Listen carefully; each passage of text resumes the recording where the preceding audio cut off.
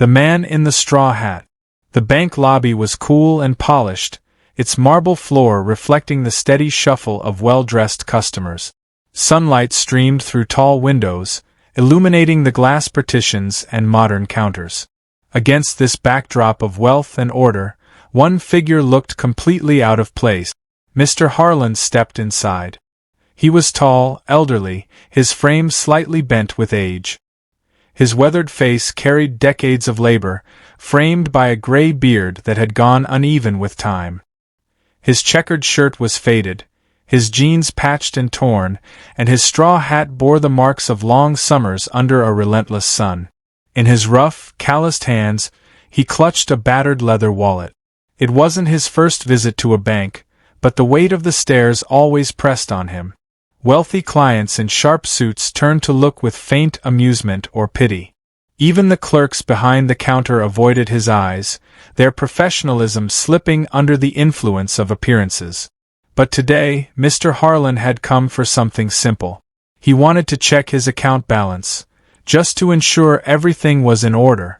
A lifetime of work had left him little taste for boasting.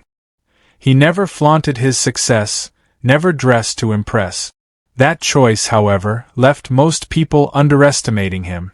As he stood quietly in line, the bank's branch manager, Victor Morrow, emerged from his glass office. Victor was everything Mr. Harlan was not: young, immaculately groomed, with a tailored navy suit and a crimson tie that seemed chosen for effect. His reputation was built on charm, ambition, and the ability to impress superiors. He spoke with authority, laughed loudly, and enjoyed the attention that came with his position. His eyes landed on Mr. Harlan, and his lips curled into a smirk. He leaned toward a clerk, whispering something that made the young employee chuckle. Then, in a voice deliberately loud enough to echo across the lobby, he said, "If you even have a balance, old man, I'll pay you double." The words cut through the air like a knife. Conversations halted. Customers turned. The frail man in the straw hat became the center of a cruel spotlight. Mr. Harlan lowered his gaze, his shoulders sagging beneath the weight of quiet dignity. He didn't argue. He didn't snap back. For years he had borne the sting of mockery from those who judged by appearances. The pain was familiar, though it never became easier. What Victor and the others didn't know was this: the man they mocked wasn't just a weary farmer, nor some forgotten pensioner. He was the owner of the very bank they stood in, the silent founder who had built it brick by brick, choosing humility over grandeur. The clerk finally called his name. With unhurried steps, Mr. Harlan approached the counter, sliding his ID across the polished surface. The clerk, still amused, tapped at his keyboard. Then he froze. His smirk collapsed as rows of digits filled the screen, numbers so large they seemed unreal. His throat went dry. He leaned in closer, as if the monitor might be mistaken. But there was no mistake. The balance displayed was immense, enough to buy the entire building several times over. Victor, sensing hesitation, strutted closer with a mocking laugh. "Don't tell me he actually has something in there," he scoffed, reaching for the slip of paper being printed. But when his eyes scanned the figure, his laughter stopped. His face drained of color. The arrogance that had dripped from his voice vanished, leaving only silence. His hands shook, the paper crumpling slightly in his grip. Around the room, whispers spread.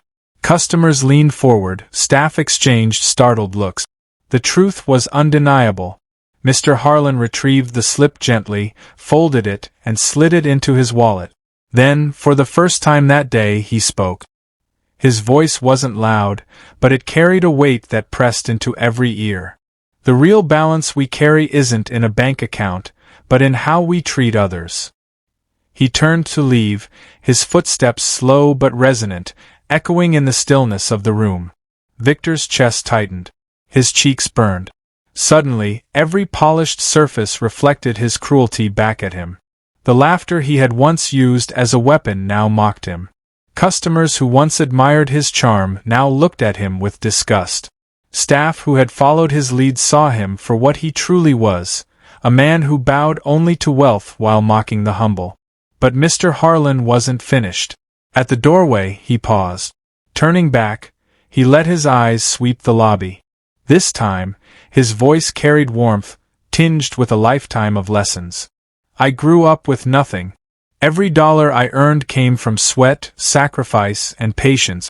I built this bank not to make men arrogant, but to give families hope, to help workers achieve their dreams, to remind us all that respect must come before wealth. If you see someone who looks worn or tired, remember, you know nothing of the storms they've survived. Treat them with the dignity you'd want for yourself. The room fell into a silence so deep it seemed even the ticking of the wall clock had stopped. A young mother in line dabbed at her tears. An old man near the corner pressed his hand to his chest and nodded slowly. In that moment, the world seemed to shift. Appearances crumbled. Character stood revealed. Victor, meanwhile, remained rooted in place, humiliated before his staff and customers. For the first time in years, his pride cracked. Shame hollowed him out. By the end of the day, whispers of what had happened spread beyond the bank. By evening, the story had reached the corporate tower. Within days, Victor was summoned to a meeting with the board. At the head of the table sat Mr. Harlan, not in his straw hat, but in a plain, modest suit that reflected his nature. His eyes met Victor's, not with anger, but with disappointment. Leadership, he said, isn't measured by how loudly you speak, but by how kindly you treat the smallest voice in the room. Victor resigned soon after, unable to bear the weight of his disgrace.